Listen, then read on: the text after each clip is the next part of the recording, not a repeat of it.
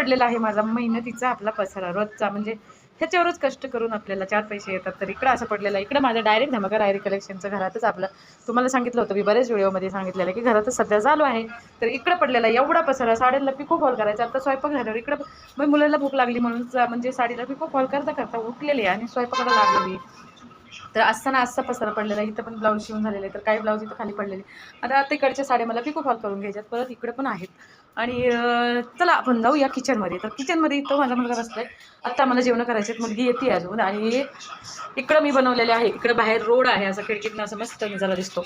आणि इथूनच माझे ब्लॉगचे जे व्हिडिओ काढत असते ते मी सकाळी फक्त चांगला असं इथून सूर्योदय छान असा होतो खिडकीमधून.